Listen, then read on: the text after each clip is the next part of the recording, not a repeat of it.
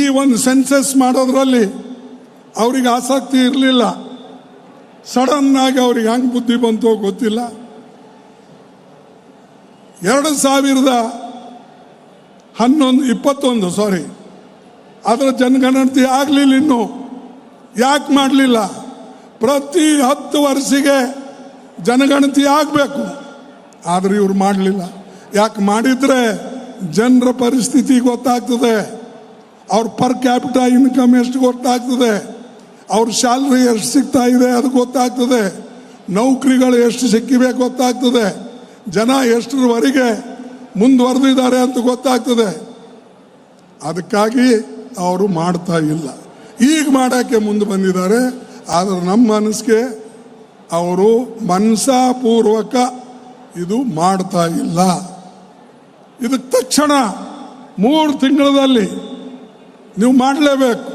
ಮಾಡಿದಾಗ ಮಾತ್ರ ಈ ಒಂದು ಸೆನ್ಸಸ್ ಮಾಡೋದ್ರಲ್ಲಿ ನಿಮಗೆ ಆಸಕ್ತಿ ಇದೆ ಅಂತ ಹೇಳಿ ನಾವು ತಿಳ್ಕೊಳ್ತೇವೆ.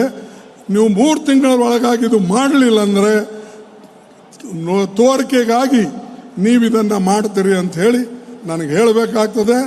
ಅದಕ್ಕೆ ನಾನು ಹೀಗೆ ಅಲ್ಲ, ನಾನು ಸ್ವತಃ 2 ವರ್ಷದ ಹಿಂದೆ ಪತ್ರವನ್ನು ಬರೆದು ಇದ್ರ ಬಗ್ಗೆ ಕೇಳಿದ್ದೆ.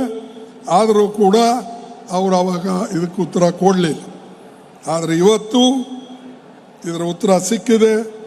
ನಾನು ಮತ್ತು ರಾಹುಲ್ ಗಾಂಧಿ ಅವರು ಇದರ ಬಗ್ಗೆ ಸಾಕಷ್ಟು ಯೋಚನೆ ಮಾಡಿ ಒಂದು ಪತ್ರನೂ ಕೂಡ ಬರೆದಿದ್ದೇವೆ. ಒಂದು ನಮ್ಮ ವತಿಯಿಂದ ಪತ್ರ ಹೋಗಿದೆ. ಸ್ಪೆಷಲ್ ಸೆಷನ್ ಕರೀರಿ, ಪಾರ್ಲಿಮೆಂಟ್ ಕರೀರಿ. ನಾವು ನಮ್ಮ ಇದು ಕಾಶ್ಮೀರದಲ್ಲಿ ಏನು ಘಟನೆ ನಡೆದಿದೆ ಅದರ ಬಗ್ಗೆ ನಮಗೆ ತಿಳಿಸಿ ಅಂತ ನಾವು ಹೇಳಿದ್ದೇವೆ. ಅದೇ ರೀತಿಯಾಗಿ ಯಾಕೆ ಲೋಪದೋಷ ನಡೀತು, ಯಾರು ಅದಕ್ಕೆ ಕಾರಣಕರ್ತರು, ನಿಮ್ಮಲ್ಲಿ ಇಂಟೆಲಿಜೆನ್ಸ್ ಫೇಲ್ಯೂರಾ ಅಥವಾ ಪೊಲೀಸ್ ಫೇಲ್ಯೂರಾ? ಯಾಕಂದ್ರೆ ಇಂಥ ಕಡೆ ಪಹಲ್ಗಾಂವ್ ಯಾವ ಊರಿಗೆ ನೀವು ಹೋಗ್ತೀರಿ ಅಲ್ಲಿ 3 ಸ್ತರದ ಒಂದು ರಕ್ಷಣೆ ಇರ್ತದೆ. ಒಂದು ಬಾರ್ಡರ್ ಸೆಕ್ಯೂರಿಟಿ ಫೋರ್ಸ್ ಇರ್ತದೆ, ಇನ್ನೊಂದು ನಮ್ಮ CFR ಅಂದರೆ ಈ ನಮ್ಮ ಇಂಡಸ್ಟ್ರಿಯಲ್ ಇದು ಪೊಲೀಸರು CR ಇವ್ರು ಇರ್ತಾರೆ, ಇನ್ನೊಂದು ಲೋಕಲ್ ಪೊಲೀಸ್ ಇರ್ತದೆ. 3 ಥರದ ಅಲ್ಲಿ ಸೆಕ್ಯೂರಿಟಿ ಇದ್ರೂ ಹೇಗೆ ಅವರು ದಾಳಿ ಮಾಡಿದ್ರು, ಹೇಗೆ ಅಲ್ಲಿ ಟೆರರಿಸ್ಟ್ ಬಂದು 26 ಮಂದಿಗೆ ಕೊಲೆ ಮಾಡಿದ್ರು, ಇದನ್ನು ನಮಗೆ ವಿವರಗಳನ್ನು ತಿಳಿಸಿ. ಅದಕ್ಕಾಗಿ ನಾನು ಪತ್ರ ಬರೆದಿದ್ದೆ. ಬೆಂಗಳೂರಿಗೆ ಬಂದಾಗ ನಾನು ಒಂದು ಪ್ರೆಸ್ ಕಾನ್ಫರೆನ್ಸ್ ಮಾಡಿ ಅವಾಗ ಕೇಳಿದ್ದೆ, ಆಲ್ ಪಾರ್ಟಿ ಮೀಟಿಂಗ್ ಕರಿಬೇಕು, ಅದರಲ್ಲಿ ಬರಬೇಕು, ಪ್ರಧಾನಮಂತ್ರಿಗಳು ಬಂದು ವಿವರಗಳನ್ನು ತಿಳಿಸಬೇಕು ಅಂತ ಹೇಳಿದ್ದೇವೆ. ಆದರೆ ನಾವೆಲ್ಲರೂ ಗಡಿಬಿಡಿ ಮಾಡಿಕೊಂಡು ದಿಲ್ಲಿಗೆ ಹೋಗಿ ಅಲ್ಲಿ ಎಲ್ಲ ಪಾರ್ಟಿಯವರು ಸೇರಿದ್ದೇವೆ. ಆದರೆ ಮೋದಿಜಿ ಅವರೇ ಇಲ್ಲ ಅಲ್ಲಿ. ನಾವೆಲ್ಲ ಹೋದೇವೆ, ಬರೇ ಅಲ್ಲಿ ರಕ್ಷಣಾ ಮಂತ್ರಿ ಮತ್ತು ಗೃಹ ಸಚಿವರು. ಪ್ರಧಾನಮಂತ್ರಿಗಳು ಅಲ್ಲಿ ಬಿಹಾರ್ನಲ್ಲಿ ಭಾಷಣ ಮಾಡ್ತಾ ಇದ್ರು, ಅರ್ಧ ಇಂಗ್ಲೀಷ್ನಲ್ಲಿ ಅರ್ಧ ಹಿಂದಿಯಲ್ಲಿ ಮಾಡ್ತಾ ಇದ್ರು. ಜನ ಕೇಳ್ದ ಅವ್ರಿಗೆ, ಇಂಗ್ಲೀಷ್ ಯಾಕೆ ಮಾಡ್ತಾ ಇದ್ದೀರಿ ಫಸ್ಟ್ ಟೈಮ್ ನೀವು ಇದು ಅಂತ. ಅವ್ರೇನು ಹೇಳಿದ್ರು, ಇಡೀ ಇಂಟರ್ನ್ಯಾಷನಲ್ನಲ್ಲಿ ಈ ಮೆಸೇಜ್ ಹೋಗಲಿ, ಮೋದಿ ಗಟ್ಟಿಯಾಗಿದ್ದಾನೆ, ಮೋದಿ ಎಲ್ಲಕ್ಕೂ ತಯಾರಾಗಿದ್ದಾನೆ ಅಂತ ಹೇಳಕ್ಕೆ ನಾನು ಇಂಗ್ಲೀಷ್ನಾಗ ಭಾಷಣ ಮಾಡ್ತಾ ಇದ್ದೀನಿ ಅಂತ ಹೇಳಿದೆ. ಮಾರಾಯ, ನೀನು ಇಂಗ್ಲೀಷ್ ತೊಗೊಂಡು ನಾವೇನು ಮಾಡಬೇಕಾಗದ? ನಮಗೆ ಬೇಕಾಗಿದ್ದು, ನಮ್ಮ ದೇಶಕ್ಕೆ ಬೇಕಾಗಿದ್ದು ರಕ್ಷಣೆ, ನಮ್ಮ ಜನರಿಗೆ ಬೇಕಾಗಿದ್ದು ರಕ್ಷಣೆ, ನಮ್ಮ ಜೀವ ಉಳಿಸಿ. ನಿನ್ನ ಕೈಯಲ್ಲಿ ಅಧಿಕಾರ ಕೊಟ್ಟಿದ್ದಾರೆ, ಜನ ತಪ್ಪಿ ಕೊಟ್ಟಿದ್ದಾರೆ, ಅದು ಇವತ್ತು ಭೋಗಿಸ್ತಾ ಇದ್ದಾರೆ. ಇವತ್ತೇನಾಗಿದೆ, ಇವ್ರ ಕೈಯಲ್ಲಿ ಅಧಿಕಾರ ಕೊಟ್ಟು ಎಲ್ಲನೂ ಕೂಡ ಇವತ್ತು ಒಂದಕ್ಕೊಂದು ಗಗನಕ್ಕೆ ಕಿಮ್ಮತ್ಗಳು ಏರಿವೆ. ಇವತ್ತು ಗ್ಯಾಸ್ದು ಕಿಮ್ಮತ್ ಹೆಚ್ಚಿಗಾಗಿದೆ, ಪ್ರತಿಯೊಂದು ವಸ್ತುಗಳ ಕಿಮ್ಮತ್ತು ಇವತ್ತು ಇಷ್ಟೊಂದು ಗಗನಕ್ಕೇರಿದೆ. ಬಹುಶಃ ಸಾಮಾನ್ಯ ಜನ ಬದುಕ್ತಕ್ಕಂಥದ್ದು ಸಾಧ್ಯನೇ ಇಲ್ಲ. ಆದರೆ ಮೋದಿ ಇದರ ಬಗ್ಗೆ ಯೋಚನೆ ಮಾಡ್ತಾ ಇಲ್ಲ. ಮತ್ತು ಯಾವ ಮೀಟಿಂಗನ್ನು ನಾವು ಕರಿಬೇಕು ಅಂತ ಅವ್ರಿಗೆ ಹೇಳಿದ್ದೇವೆ, ಅದರ ಬಗ್ಗೆನೂ ಕೂಡ ಅವರಿಗೆ ಇದ್ರ ಬಗ್ಗೆ ಗಮನ ಇಲ್ಲ. ಅದಕ್ಕೆ ನಾವು ಹೇಳಿದ್ದೇವೆ, ನಮಗೆಲ್ಲ ಮೀಟಿಂಗ್ ಕರೆಸಿ ಅವರೇ ಗಾಯಬಾದರು, ಅವರೇ ಇರಲಿಲ್ಲ. ಅಟ್ಲೀಸ್ಟ್ ಇನ್ನು ಮುಂದಾದರೂ ಕೂಡ ಇಂಥ ಘಟನೆಗಳು ನಡಿಬಾರದು. ಯಾವಾಗ ದೇಶದ ರಕ್ಷಣೆ ಪ್ರಶ್ನೆ ಬರ್ತದಂದರೆ ಆವಾಗ ನಾವೆಲ್ಲರೂ ಒಂದಾಗಿರ್ಬೇಕು. ದೇಶ ಮುಖ್ಯ, ಆಮೇಲೆ ನಿಮ್ಮ ಧರ್ಮಗಳು, ಆಮೇಲೆ ನಿಮ್ಮ ಪಾರ್ಟಿಗಳು. ಅದನ್ನು ಬಿಟ್ಟು ಎಲೆಕ್ಷನ್ ಭಾಷಣ ಮಾಡ್ಕೊಂಡು ಅಡ್ಡಾಡ್ತೀರಿ ಅಂದರೆ ನಾವೇನು ಹೇಳಬೇಕು? ನಿಮಗೆ ದೇಶದ ಬಗ್ಗೆ ಪ್ರೀತಿ ಇದೆ ಅಂತ ಹೇಳೋಣ, ಅಥವಾ ದೇಶಕ್ಕೆ ಏನು ಸಂದೇಶ ಕೊಡಬೇಕು ಅಂತೇಳಿ ನೀವು ಹೇಳಿದ್ರಿ, ಅದು ಸಾಧ್ಯನಾ? ಅದಕ್ಕೆ ಬಂಧುಗಳೇ, ನಾನಿವತ್ತು ತಮ್ಮೆಲ್ಲರಿಗೆ ಕೇಳ್ಕೊಳ್ತಕ್ಕಂಥದ್ದಿಷ್ಟೇ, ನೀವು ಎಲ್ಲರೂ ಒಂದಾಗಿ ಒಕ್ಕಟ್ಟಾಗಿ, ಮತ್ತು ಇಂಥ ಬೆಲೆ ಏರಿಕೆ, ಅನ್ಎಂಪ್ಲಾಯ್ಮೆಂಟು ಇವೇನಿವೆ, ಅಥವಾ ಫರ್ಟಿಲೈಸರ್ ಏರಿಕೆ, ಇದು ಗ್ಯಾಸು, ಪೆಟ್ರೋಲು ಎಲ್ಲ ಮೊದಲಂತೂ ಹೇಳ್ತಿದ್ರು, ಮೈ ಅಗರ್ ಆऊंगा मुझे अधिकार दो, मैं आप लोगों को 500 रुपये में ಗ್ಯಾಸ್ दूंगा. ಈಗ ಎಷ್ಟಿದೆ ಗ್ಯಾಸ್ ಕಿಮ್ಮತ್ತು? 850. ಮೊದಲು ಹೆಚ್ಚಿಸ್ತು ಮನಮೋಹನ್ ಸಿಂಗ್ ಅವ್ರ ಕಾಲದಲ್ಲಿ 480 ರೂಪಾಯಿ. ನಮ್ಮ ಸರ್ಕಾರ ಒಳ್ಳೆಯದೋ ಅವ್ರ ಸರ್ಕಾರ ಒಳ್ಳೆಯದೋ ಹೇಳಿ. ಮತ್ತು ಆವಾಗ ಕ್ರೂಡ್ ಆಯಿಲ್ ಬೆಲೆ ಎಲ್ಲಕ್ಕಿಂತಲೂ ಜಾಸ್ತಿ ಇತ್ತು. ಈಗ ಅದರ ಬೆಲೆ ಕಮ್ಮಿ ಆಗಿದೆ. ಆದರೆ ಪೆಟ್ರೋಲು ಮತ್ತು ಡೀಸೆಲ್ ಬೆಲೆ ಕಮ್ಮಿ ಆಗಬೇಕಲ್ಲ, ಅದನ್ನು ಬಿಟ್ಟು ಅದರ ಬೆಲೆ ಏರಿಸ್ತಾ ಇದೆ.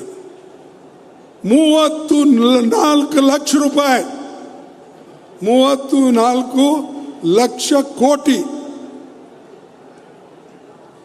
ಈ ಒಂದು ಇಷ್ಟೊಂದು ದುಡ್ಡ ಬಡವರ ಹತ್ರ ಸುಲ್ದಾರೆ.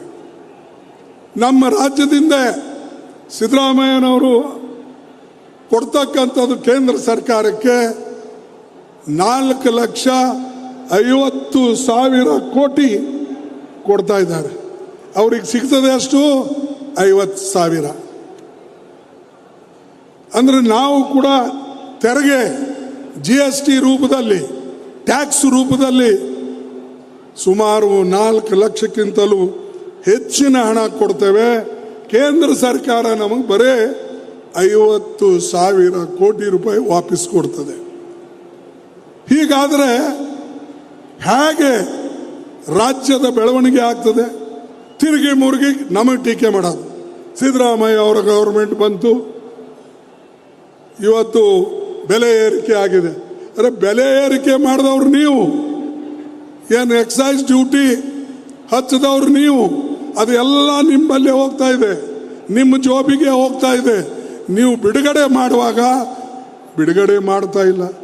ಅದಕ್ಕಾಗಿ ಅವರಿಗೆ ನೀವು ಬುದ್ಧಿ ಕಲಿಸಬೇಕಾಗಿದೆ, ಹೇಳಬೇಕಾಗಿದೆ. ನಿಮ್ಮ ಸರ್ಕಾರ ರಾಜ್ಯ ಸರ್ಕಾರಗಳಿಗೆ ಮೋಸ ಮಾಡ್ತಾ ಇದೆ ಅನ್ನತಕ್ಕಂಥ ಮಾತನ್ನು ಇವತ್ತು ನೀವು ತಿಳಿಸ್ಬೇಕಾಗ್ತದೆ. ಬಂಧುಗಳೇ, ಇನ್ನೊಂದು ಮಾತು, ಈ ಜನರಿಗೆ ಏನಾಗ್ಯದೋ ಗೊತ್ತಿಲ್ಲ. BJPದ ಮಿನಿಸ್ಟರ್, ಒಬ್ಬ ಮಿನಿಸ್ಟರ್ ಹೇಳ್ತಾನೆ ಏನಂತ, 140 ಕೋಟಿ ಜನ ಈ ದೇಶದಾಗಿದ್ದಾರೆ. 140 ಕೋಟಿ ಜನ ಈ ದೇಶದಾಗಿದ್ದು ಅವ್ರ ಬಳಿ ದೇಶಭಕ್ತಿ ಕಮ್ಮಿ ಇದೆ. 140 ಕೋಟಿ ಜನರ ಹತ್ರ ಪ್ಯಾಟ್ರಿಯಾಟಿಸಮ್ ಇದ್ರೆ, ದೇಶಭಕ್ತಿ ಅವ್ರ ಬಳಿ ಇದ್ದಿದ್ರೆ ಯಾರೂ ನಮ್ಮನ್ನ ಕೆಣಕ್ತಾ ಇರಲಿಲ್ಲ ಅಂತ ಹೇಳಿ ಒಬ್ಬ ಕೇಂದ್ರ ಮಂತ್ರಿ ಹೇಳ್ತಾನೆ. ಇದು ನಾಚಿಕೆಗೇಡಿತನ. ಏನು 140 ಕೋಟಿ ಜನ ದೇಶದ್ರೋಹಿಗಳ?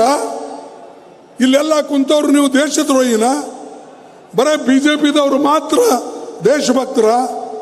ಇವರಂತೂ ದೇಶಕ್ಕೆ ಬ್ರಿಟಿಷರಿಗೆ ಮಾರ್ಲಕ್ಕೆ ತಯಾರಿದ್ರು, ಬ್ರಿಟಿಷ್ ಹತ್ರ ದುಡ್ಕೊಂಡಿದ್ರು. ಆದರೆ ಜೀವ ಕೊಟ್ಟವರು ಕಾಂಗ್ರೆಸ್ ಪಕ್ಷದವರು, ಜೈಲಿಗೆ ಹೋದವರು ಕಾಂಗ್ರೆಸ್ ಪಕ್ಷದವರು. ಮಹಾತ್ಮ ಗಾಂಧೀಜಿ ಅವರು ಈ ದೇಶಕ್ಕೆ ಸ್ವಾತಂತ್ರ್ಯವನ್ನು ಕೊಟ್ಟು, ಈ ದೇಶಕ್ಕೆ ಸ್ವಾತಂತ್ರ್ಯವನ್ನು ಕೊಡಿಸಿ ಯಾರ ಕೈಯಿಂದ ಪ್ರಾಣ ಬಿಟ್ಟರು? ಅವರು ಪ್ರಾಣ ಬಿಟ್ಟಿದ್ದು ಒಬ್ಬ ಗೋಡ್ಸೆ ಅಂತ ಮನುಷ್ಯ ಅವರಿಗೆ ಕೊಂದುಬಿಟ್ಟ.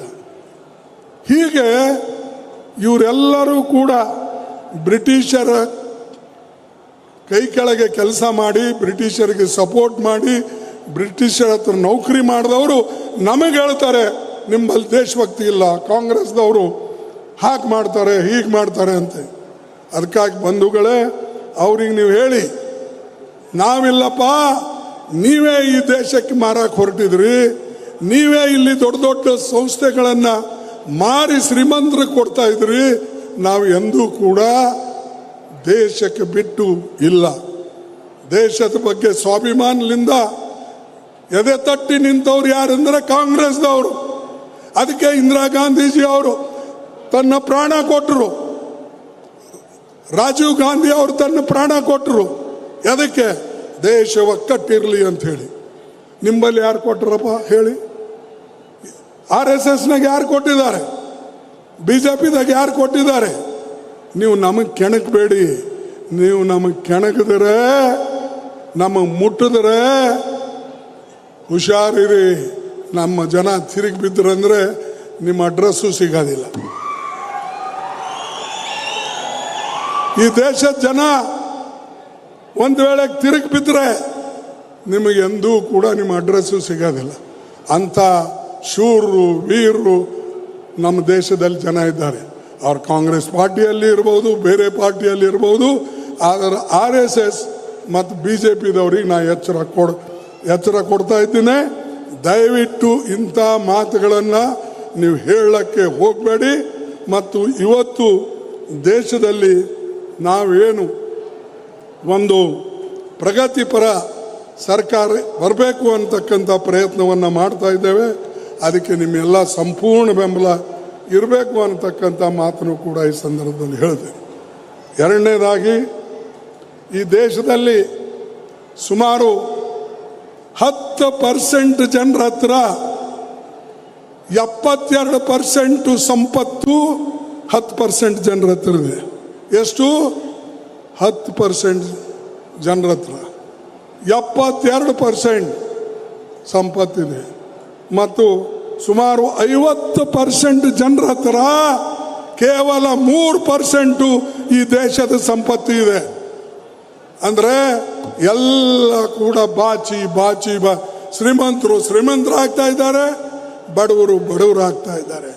ಇದಕ್ಕೆ ನಾವು ಈ ಏನು ಬೆಲೆ ಗಗನಕ್ಕೆ ಏರ್ತಾ ಇದೆ, ಇದನ್ನು ತಡೆ ಹಿಡಿಬೇಕು. ಏನು ಸಂವಿಧಾನ ಬಾಬಾ ಸಾಹೇಬ್ ಅಂಬೇಡ್ಕರ್ ಬರೆದಿದ್ದಾರೆ, ಅದಕ್ಕೆ ನಾವು ರಕ್ಷಣೆ ಮಾಡಬೇಕು. ಅದಕ್ಕೆ ರಕ್ಷಣೆ ಮಾಡದೆ ಹೋದರೆ ಈ ದೇಶದಲ್ಲಿರ್ತಕ್ಕಂಥ ಬಡವರಿಗೆ, ಹಿಂದುಳಿದವರಿಗೆ, ವಿದ್ಯಾರ್ಥಿಗಳಿಗೆ ಎಲ್ಲರಿಗೂ ತೊಂದರೆ ಇದೆ. ಇದರಲ್ಲಿ ಜಾತಿ ಪ್ರಶ್ನೆ ಇಲ್ಲ. ಇದರಲ್ಲಿ ಈ ದೇಶದ ಪ್ರತಿಯೊಬ್ಬ ನಾಗರಿಕರಿಗೆ ಸಿಕ್ಕಂಥ ಹಕ್ಕುಗಳನ್ನು ಉಳಿಸ್ಕೊಟ್ಟು ಹೋಗಬೇಕಾಗಿದೆ. ಅದನ್ನು ನಮ್ಮ ಫಂಡಮೆಂಟಲ್ ರೈಟ್ ಇರ್ಬೋದು ಅಥವಾ ಬೇರೆ ಹಕ್ಕುಗಳನ್ನು ಇದರಲ್ಲಿ ಏನು ನಾವು ಸಂಪಾದನೆ ಮಾಡಿಕೊಂಡಿದ್ದೇವೆ ಅದು ಇರ್ಬೋದು. ಅದಕ್ಕೆ ಬಂಧುಗಳೇ, ಇದನ್ನು ನಿಮಗೆ ಹೇಳಬೇಕು ಅಂತಕ್ಕಂಥದ್ದಿದೆ. ಇನ್ನೂ ಸಾಕಷ್ಟು ವಿಷಯಗಳನ್ನು ನನ್ನ ಬಲ್ಲಿದ್ದರೂ ಕೂಡ ನಾನು ಜಾಸ್ತಿ ಮಾತಾಡೋಕ್ಕೆ ಹೋಗೋದಿಲ್ಲ. ಇಷ್ಟು ಮಾತ್ರ ಹೇಳ್ದೇನೆ, ನೀವು ದೇಶಕ್ಕಾಗಿ ಒಂದಾಗಿ ದುಡಿದ್ರೆ, ಮತ್ತೊಂದು ನಮ್ಮ ಪಾರ್ಟಿ ಬಗ್ಗೆನೂ ಕೂಡ ಒಂದೆರಡು ಮಾತು ಹೇಳ್ತೇನೆ.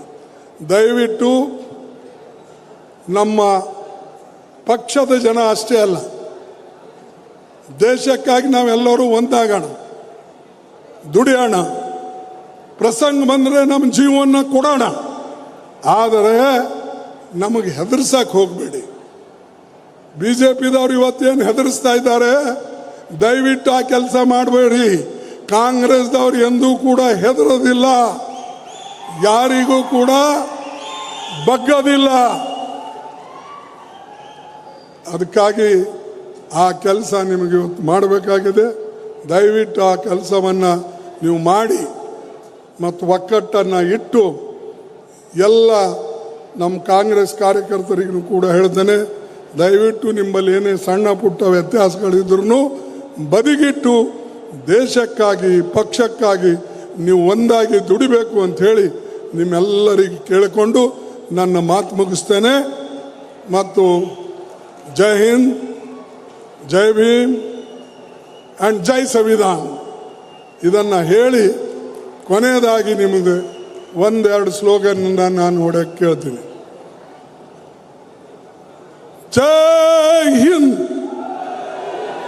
ಏನು ಮಧ್ಯಾಹ್ನದಾಗ ಶಿವಕುಮಾರ್ ಊಟ ಗೀಟ ಕೊಟ್ಟಿಲ್ಲ ಕಾಣ, ಏನು ನಮ್ಮ DC ಪ್ರೆಸಿಡೆಂಟ್ ಅವ್ರು ಕೊಟ್ಟಿಲ್ಲ, ಲಾಡ್ನು ಊಟ ಹಾಕಿಲ್ಲ ಕಾಣ್ತದೆ. ಜೈ ಹಿಂದ್ ನೋಡಲ್ಲಿ ಹಿಂದಿನವ್ರು ಯಾರು ಕೂಗ್ತಾ ಇಲ್ಲ. ಜೈ ಹಿಂದ್, ಜೈ ಹಿಂದ್, ಜೈ ಭೀಮ್, ಜೈ ಭೀಮ್, ಜೈ ಭೀಮ್, ಜೈ ಸಂವಿಧಾನ್, ಜೈ ಸಂವಿಧಾನ್, ಜೈ ಸಂವಿಧಾನ್. ಧನ್ಯವಾದ. ನಿಮಗೆಲ್ಲ ಒಳ್ಳೆಯದಾಗಲಿ ಅಂತೇಳಿ ನಾನು ಮಾತು ಮುಗಿಸ್ತೇನೆ.